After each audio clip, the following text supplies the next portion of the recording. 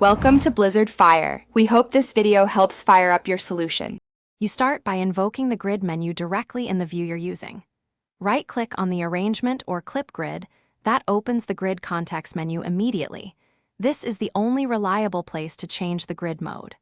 Once the menu is open, pick Adaptive if you want dynamic zoom-based snapping, or pick Fixed Grid if you need strict musical divisions. After choosing Fixed, select the resolution you need. For example, 1/16 for beats and 1/32 for fine edits. Now dial the exact value you need so your clips and MIDI align predictably.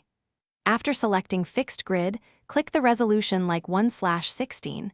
This locks insert and move operations to that spacing. Once done, you can use keyboard shortcuts to refine speed. Press Ctrl+1 to make the grid finer, Ctrl+2 to make it coarser.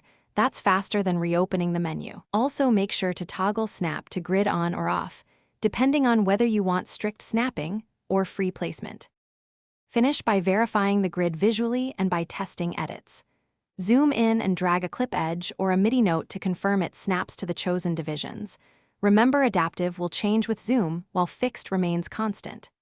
If elements refuse to snap, make sure Snap to Grid is enabled, and for audio, check clip warping or the clip's loop settings. If you still have trouble, switch to a coarser grid to realign, then disable Snap for micro adjustments and re-enable when done. Thanks for watching. If you found this helpful, don't forget to like and subscribe.